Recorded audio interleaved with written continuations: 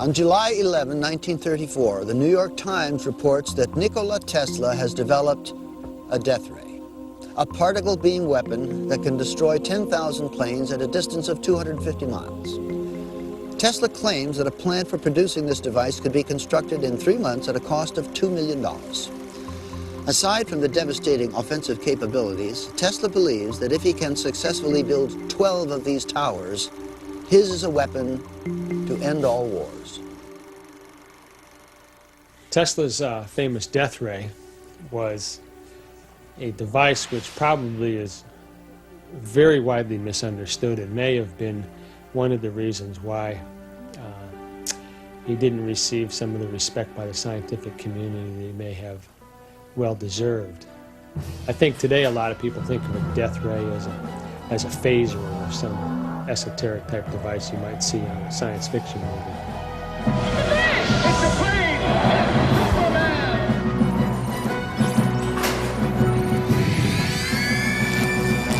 Tesla's claims terrify the public, but fascinate Hollywood.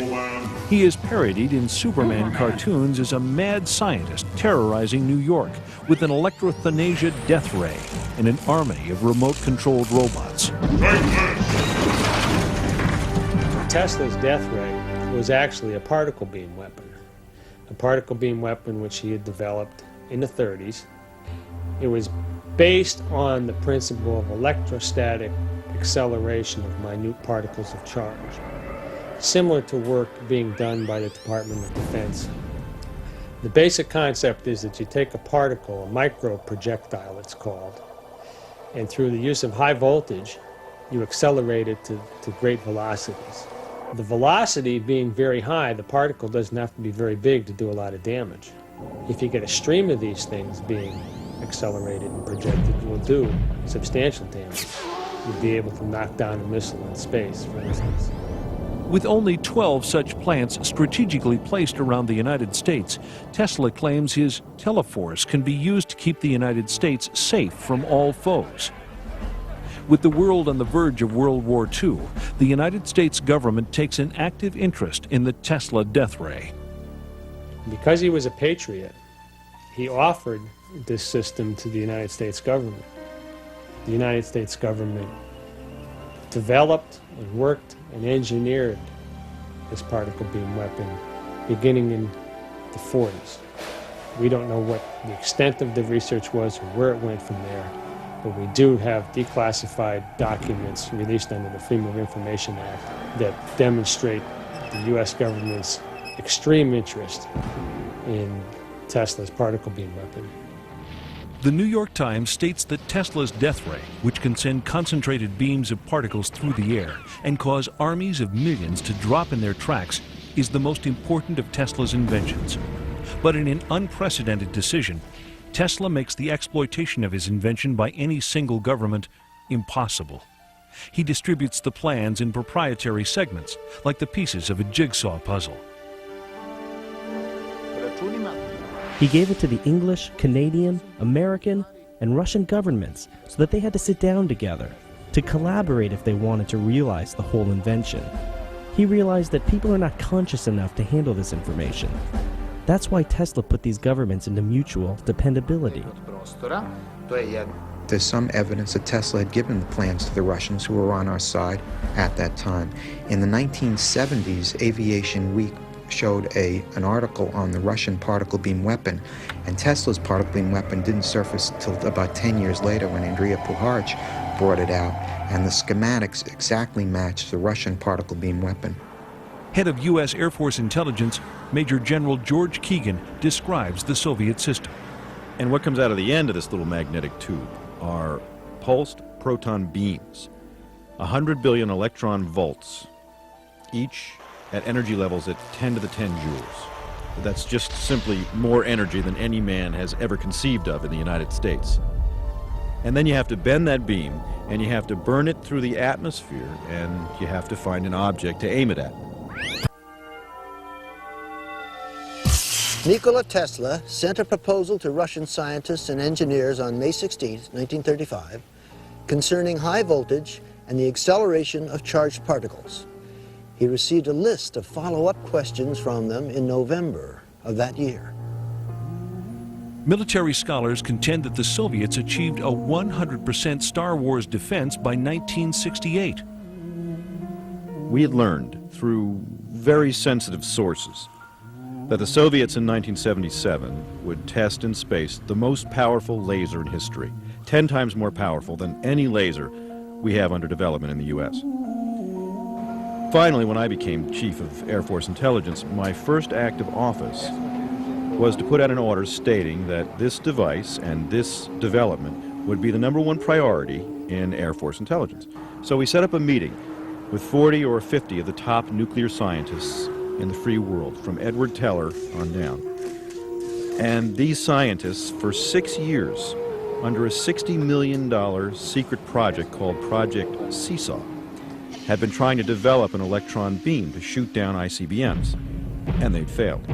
And now, both in the White House and in the Department of Defense, there is an embarrassed silence as the technicians and scientists on both staffs, now having examined the massive body of research we did in the Air Force, suddenly realize that they may have misinformed the American public. Was President Ronald Reagan merely attempting to catch up with the Soviets in his development of the Strategic Defense Initiative? All we can do is make sure that technology becomes the ally and protector of peace, that we build better shields rather than sharper and more deadly swords. In so doing, maybe we can help to bring an end to the brutal legacy of modern warfare. As a result of America's delays in weaponry development, Tesla's discoveries are only now, nearly 100 years later, being adapted for both offensive and defensive purposes. The latest development? Space-based particle beam satellites. The paper which showed the technology to make the anti-war machine was eventually published in the proceedings of the International Tesla Society. So it's in the public domain now how to do it. And what is uncanny is that when one knows today's Star Wars program and the beam weaponry that has been selected, it is almost identical to what was proposed by Tesla. At the time that I came across the documents, I took it to experts in the aerospace field and asked them to look at his technique for generating high voltages. At the time, the aerospace firm I was working with was working on particle beam technology, and they had a study group that was working on proposals to give to the government on directed energy weapons. I gave that proposal to the Advanced Projects Research Team and asked them to consider it. The only word that I ever got back from them was that they said it was interesting, and they would say no more. Tesla certainly spoke of a very large series of very powerful weapons. I think that's a reasonable thing, and let's approach it this way. Certainly I'm on record as saying the weapons exist and that several nations have weaponized them. We know that the Russians very early on were interested in things like free energy right out of the vacuum, and they were interested in weapons. What became of Tesla's weapon? It's never been heard from since. It may be something that's in a closet somewhere. It may be something that's used. It may be in orbit. We don't know.